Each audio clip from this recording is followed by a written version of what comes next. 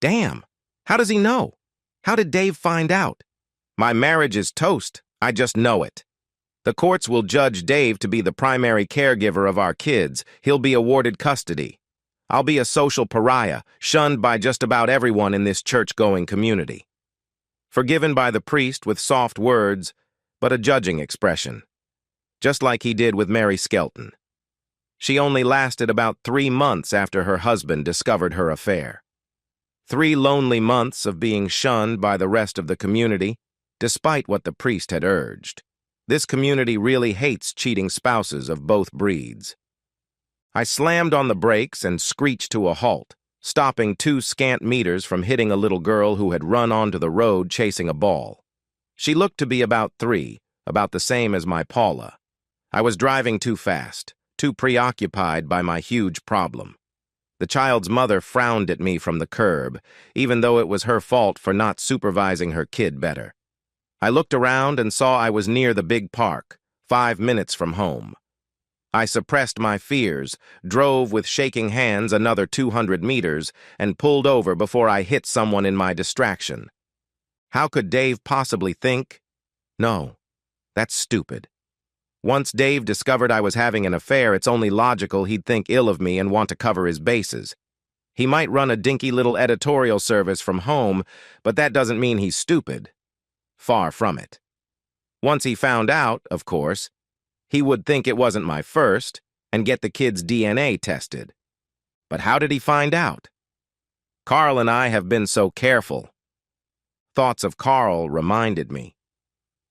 I picked up my phone and navigated to Carla, if Dave ever asked, a recently started work colleague.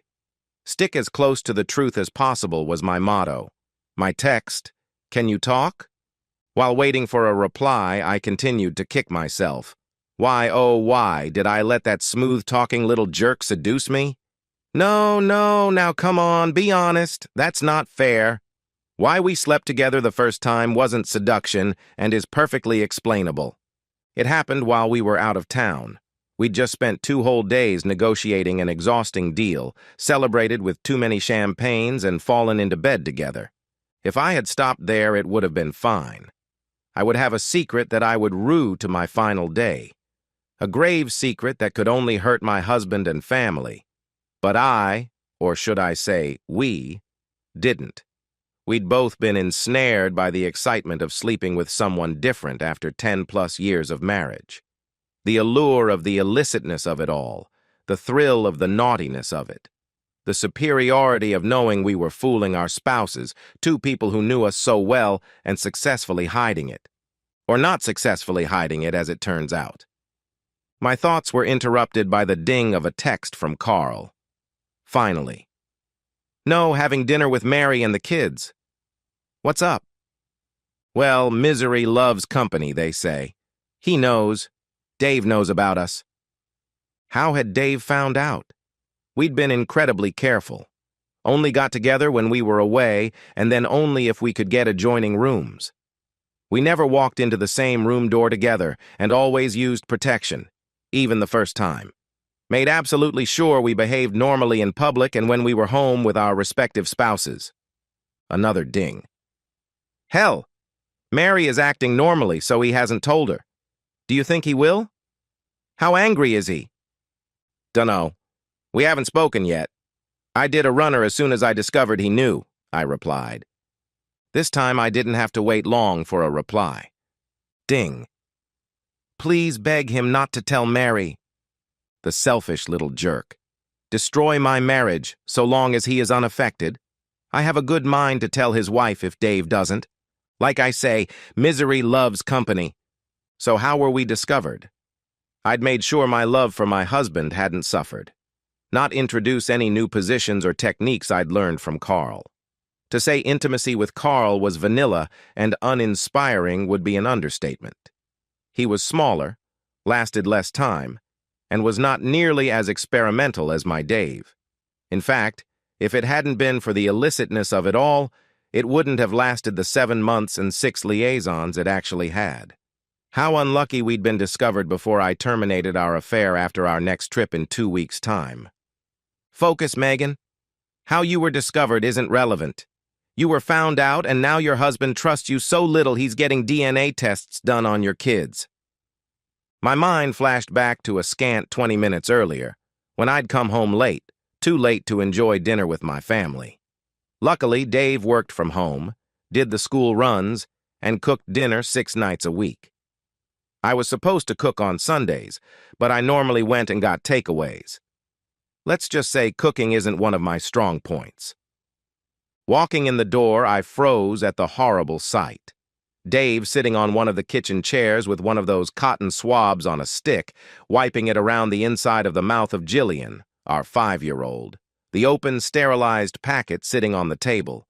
Peter, our 7-year-old, standing there also, either waiting his turn or having been done already. I'd read enough stories and seen enough TV to know I was looking at the opening act of a DNA test. My initial reaction was one of rage. How dare Dave think the kids weren't his?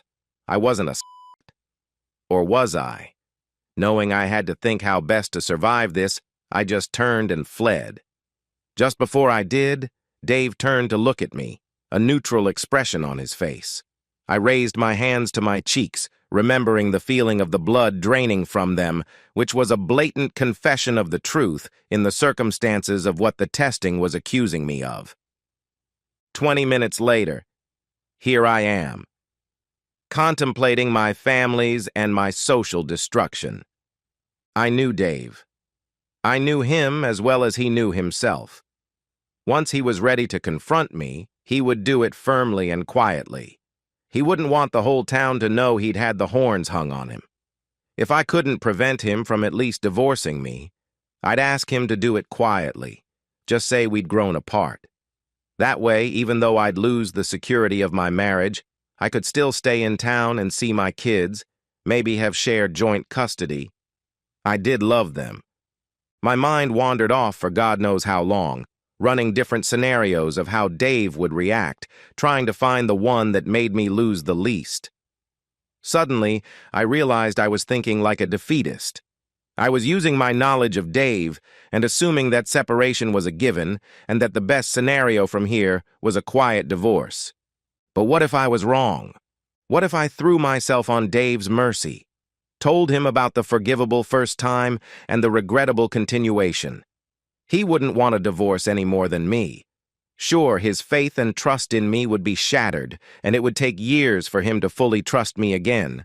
But I would still have the respectability and the support of the community. If you do this, Megan, you'll have to be absolutely honest with Dave.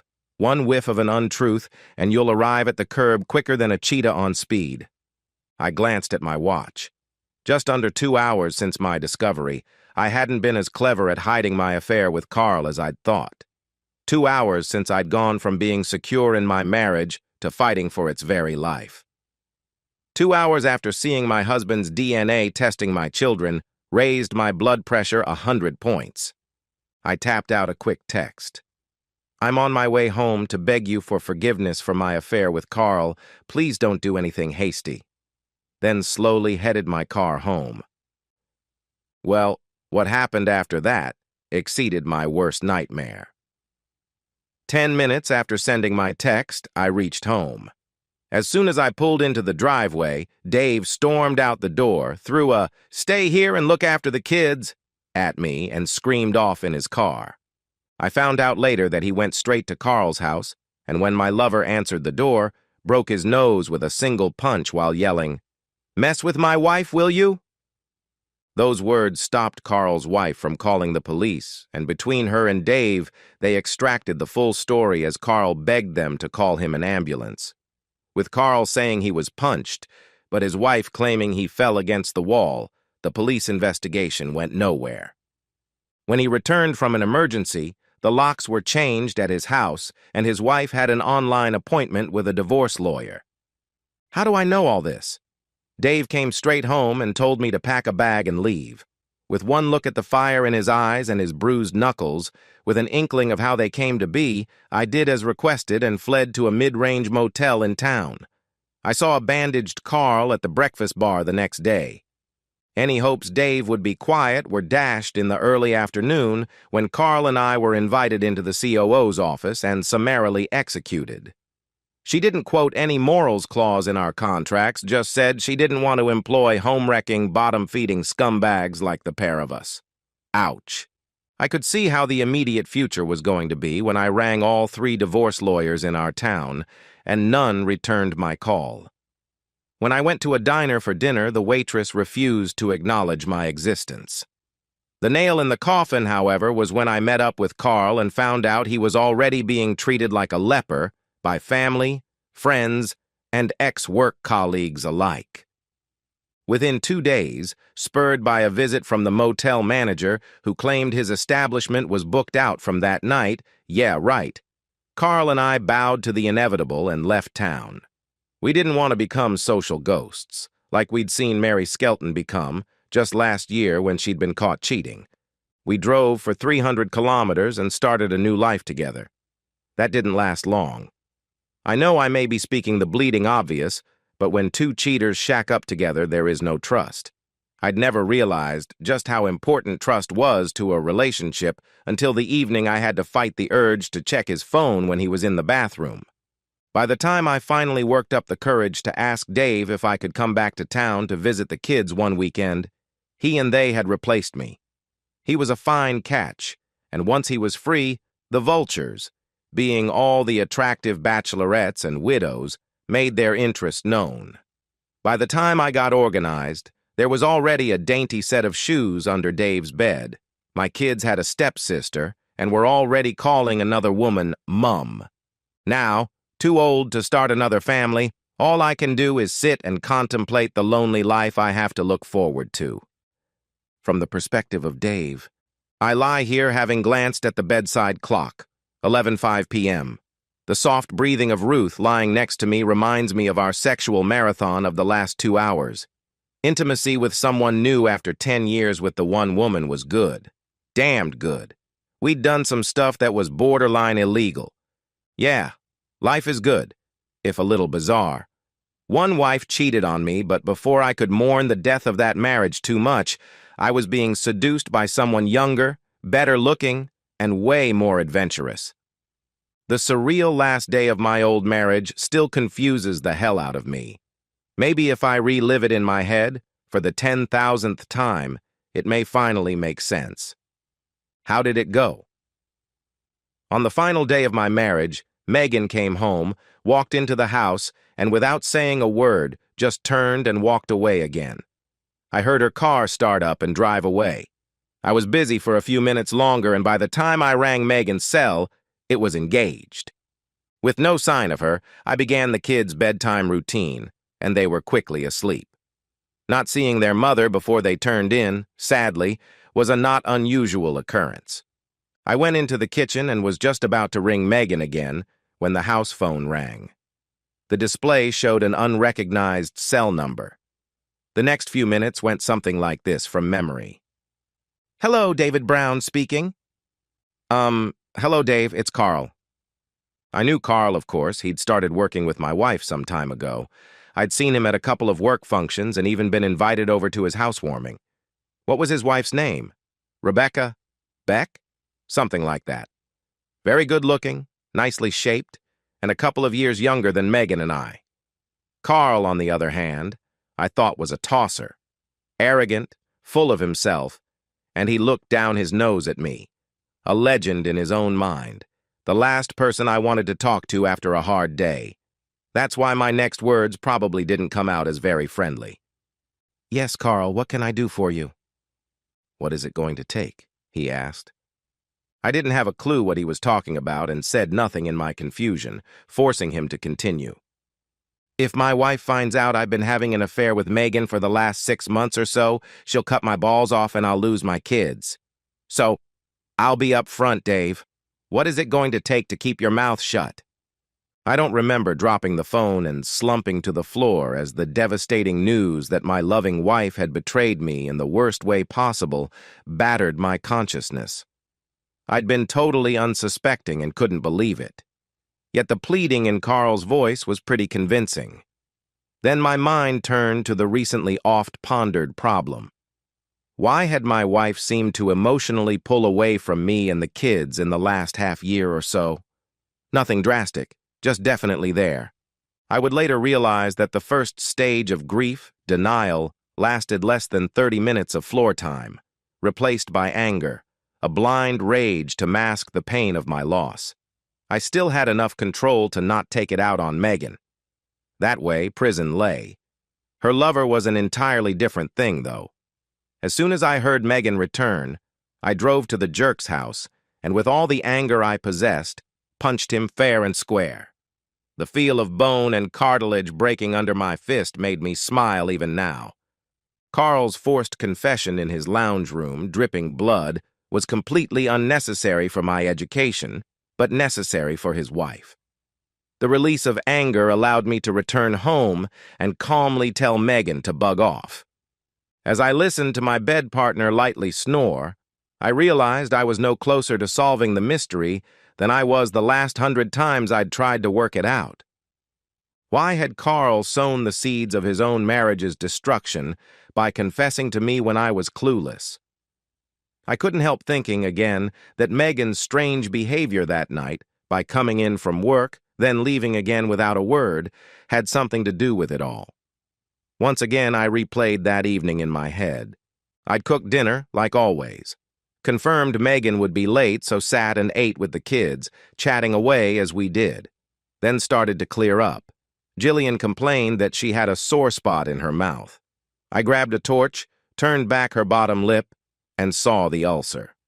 Going to our first aid cupboard, I grabbed the tube of Bonjela and one of those individually wrapped cotton swabs, opened both, smeared one onto the other, and used the cream for the purpose it was designed for. Absolutely nothing to do with the mystery at hand. Bugger, I'm beginning to suspect I'll never know. Turning on my side, I inserted my arm under the Sleeping Beauty's head and spooned her, gently kissing the back of her neck. She pressed into me and purred a little. Forget the mystery. Life is good. And so, we've reached the end of today's story. Was it what you expected, or did it take a twist you didn't see coming? I'm curious to hear your thoughts. Share them in the comments below, and let's get a conversation going. If this story kept you hooked, make sure to hit that like button. And if you're new here or just haven't subscribed yet, now's the perfect time to join our community. I bring you fresh, captivating stories every day, so click that subscribe button and turn on notifications so you never miss out. Thanks for watching, and I'll see you in the next one.